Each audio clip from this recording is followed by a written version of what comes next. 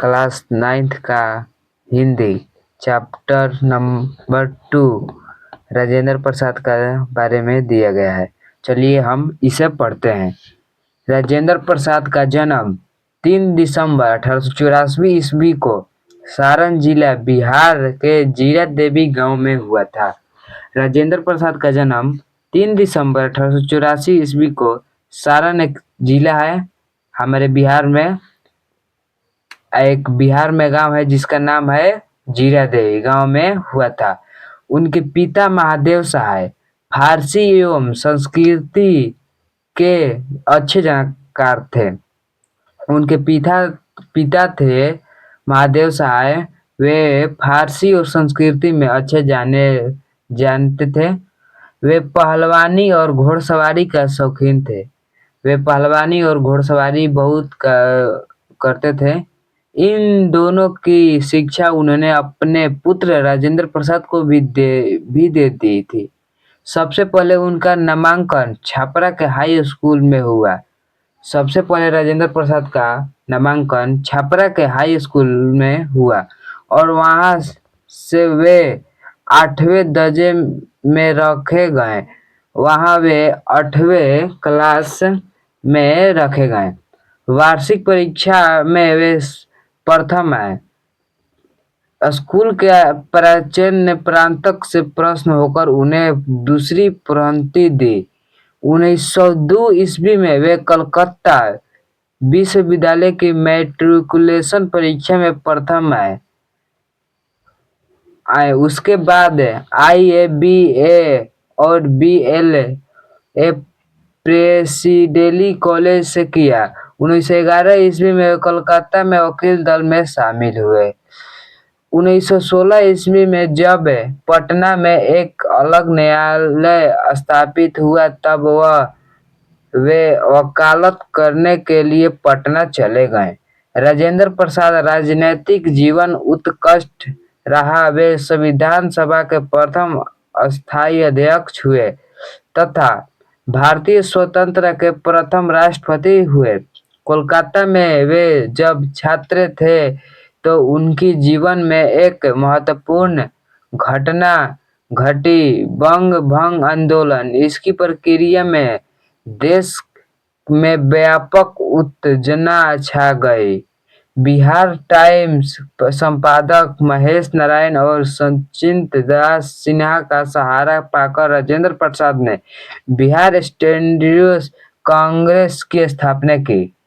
राजेंद्र प्रसाद कोलकाता में हिंदी विद्वानों की संगत में आए और उनकी प्रक्रिया सहयोग से अखिल भारतीय हिंदी साहित्य सम्मेलन की स्थापना की। उनके लेखक की प्रक्रिया आजीवन चलती रही। 28 फरवरी 1963 ईस्वी में उनका निधन हो गया।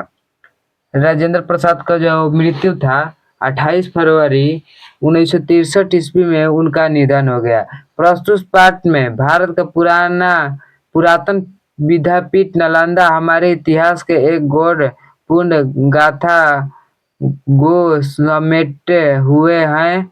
यह पाठ तत्कालीन शिक्षा व्यवस्था को ऐसी साझे पेश करता है जिसे हमारी प्राचीन भारतीय शिक्षा एवं विद्या केंद्र का महानतम स्वरूप दिखाई पड़ता है। तो चलिए हम आगे शुरू करते हैं। भारत का पुरातन विद्यापीठ नालंदा, उसका आगे टॉपिक है नालंदा हमारे इतिहास में अत्यंत आकर्षक नाम है जिसके चारों ओर न केवल भारतीय ज्ञान साधन के सुरभित पुष्प खिले हैं अपितु किसी शिक्षा महाद्वीप के विभूति भूभाग के विद्या संबंधित सूत्र भी इसके साथ जुड़े थे। ज्ञान के क्षेत्र में देश और जातियों के भेद लुप्त हो जाते। नालंदा इसे उज्जवल दृष्टा नालंदा भी वाणी एशिया महाद्वीप में पर्वत और समुद्र के ऊपर तक फैल गई थी। लगभग 600 वर्ष तक नालंदा एशिया का चेतना केंद्र बना रहा। मगध की प्राचीन राजधानी वे भार 5 पर्वतों के मध्य में बसी हुई गिरिबज या राजगिरी नाम स्थान में थी। वर्तमान नालंदा उसी राजगृह के तप्त कुंडों से 7 मील उत्तर की ओर। नालंदा का प्राचीन इतिहास भगवान बुद्ध और भगवान महावीर के समय तक जाता है। कहते हैं बुद्ध के समय नालंदा गांव में पारिवारिक का आम्र वन था। जैसे ग्रंथों के अनुसार नालंदा में महावीर और आचार्य मेखलीपुत्र गोसाल की भेंट हुई थी। उसी समय यह राजगृह का उपग्राम या वाहिरिक स्थान समझा जाता था, जहाँ महावीर के 14 वर्षावास व्यतीत किए। सूत्रकृतांक के अनुसार नालंदा के एक धनी नागरिक लेप ने धन्य धान्य 16 आसन रथ सुवर्ण आदि द्वारा भगवान बुद्ध का स्वागत किया उनका शिष्य बन गया था। तिब्बत के वेदांत इतिहास लेखक लामा तारानाथ के अनुसार नालंदा सारिपुत्र की जन्मभूमि थी। उनका चैत्य अशोक के समय भी वहां था। राजा अशोक ने एक मंदिर बनाकर उसे परिवर्तित किया। इस प्रकार यद्यपि नालंदा की प्राचीनता की अनुश्रुति बुद्ध अशोक दोनों से संबंधित थी, किंतु एक प्राणवंत विद्यापीठ के रूप में उनका जीवन का आरंभ लगभग गुप्त काल में हुआ। तारानाथ ने तो भिक्षु नागार्जुन और आर्य देव इन दोनों का संबंध नालंदा में लगाया गया है। यहाँ तक लिखा है कि आचार्य दीननाथ ने नालंदा में आकर अनेक प्रशिक्षकों के साथ शास्त्रों का विचार किया था, जिनमें शूद्रजय नाम से एक ब्राह्मण विद्वान अग्रणी थे।